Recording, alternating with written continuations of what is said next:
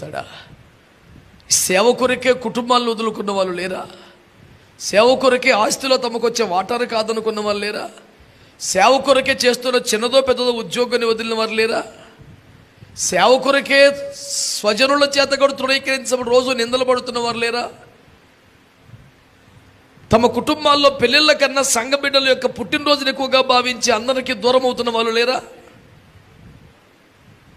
అన్ని విధాలా నష్టపోతున్న సేవకులను పట్టుకొని 100 రూపాయలు ఇస్తే ఎవడైనా వస్తాడని మాట్లాడితే నాకు పిచ్చి కోపం వచ్చింది. యథార్థంగా మీ దగ్గర ఒప్పుకుంటున్నాను. సేవకుడు కదా, నీ కోపం రాకూడదు కంటే సేవకుడిని అయినందుకే వచ్చింది కోపం నాకు. సేవకులను ఆకర్షించే శరీర సంబంధ ప్రయత్నం నాకు అవి చూస్తేనే పిచ్చి కోపం వస్తుంది. మంచి భోజనము కలదండి. ఎవడనుకున్నావురా దైవజనుడు అంటే? మంచి భోజనం అనగానే ఆరాటపడి వస్తాడు ఆవిడన్న సేవకుడు. తిండి లేకపోతే నీళ్లు దారి బతికి సస్తాడు దైవజనుడు. కానీ ముద్ద పెడతామంటే ఎవరు పరిగెడతాడు? ముద్ద కోసం పరిగెట్టింది మోయాబుకి ఎలిమేలకు, దైవజనుడు కాదు.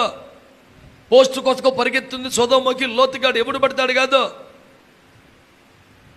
5 జతల బట్టల కోసం పరిగెత్తింది గేహజిగాడు, ఎలీషా కాదు. ఇంటడు బంగారు వనక ఉరకలెత్తింది బిలాము, అభిషక్తులు కాదు.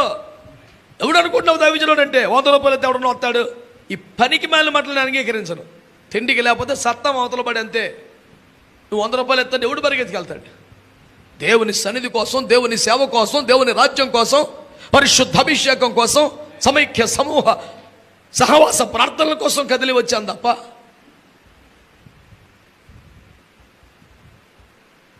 ఇలాంటి పనికి మాలిన మాటలు నేను ఎంకరేజ్ చేయలేదు ఎప్పుడు కూడా. దైవజనుడు చిన్నవాడైనా, కొత్తగా సేవకుడైనా వాడు గౌరవించబడాలి, వాడు కనపరచబడాలి. సేవకుడు అంటే సేవకుడు అంతే. వయసును బట్టి, చదువును బట్టి, ఇంకో దాన్ని బట్టి గుర్తింపు వ్యవహారం ఉంటే అది ఫక్తు రాజకీయం అవుతుంది, మళ్ళీ సేవ అవుతాం. అతను అభిషేకించబడ్డ సేవకుడా కాదా అయితే కథం, నువ్వు అతన్ని గౌరవించాల్సిందే. ఎక్కువ తక్కువ మాట్లాడి ముచ్చటేం లేదు. ఇతడు మనవాడా కాదా? మనవాడంటే అసలు నువ్వెవడివిరా? ఏందిరా కేటగిరీ పేరేంటి? వాడు ఎంత తోడైనా నేనైతే ఖాతరు చేయనటువంటి పనికి మళ్ళీ మాట్లాడతాను. పౌలు గారు ఏమన్నారు? కాగా మనము చనిపోయిన బ్రతికిన ప్రభువారమై ఉన్నా. మరి మనవాడంటే ప్రభువాడే మనవాడు. మరి ఇంకేం మనసులో పెట్టుకొని మనవాడు అంటున్నావురా? ఎవడు పిచ్చోళ్ళు లేడు, అమాయకులు లేడు, పనికి మళ్ళీ భాష మాట్లాడద్దు ఎవడు కూడా. నన్ను ఒకటి అడిగాడు, సార్ మీ వర్ణం ఏమిటి అన్నాడు. అమ్మద్దూరు మరి కూడా ఇట్లా వచ్చిన వర్ణం అని నేనన్నా నలుపు అన్నా. అది కాదంటే మరి ఇంకేంది? నీకేం వర్ణం కావాలి?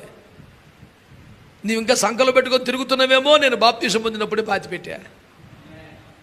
నువ్వు ఏం పెట్టుకో? తప్పిపోయిన కుమారుడు కూడా ఇంటికి రావచ్చు, కానీ పంది పిల్లలు సంకలు పెట్టుకొని రావద్దా? ఇచ్చిపెట్టరా.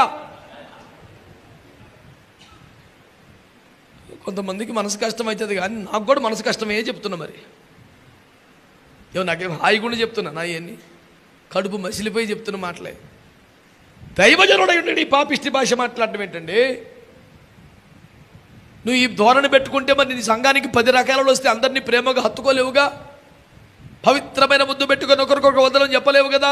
వీడెవడో ఎంక్వైరీ చేసి ఆధార్ కార్డు తీసుకొని క్యాష్ సర్టిఫికేట్ అడిగి చర్చలు చేర్చుకుంటావా? పాపిష్టి సూత్రం.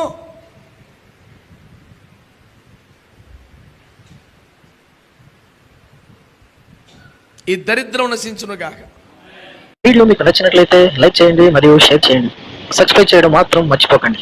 సబ్స్క్రైబ్ బటన్ పక్కనే ఉన్నటువంటి గంట సింబల్ కూడా మీరు నొక్కండి.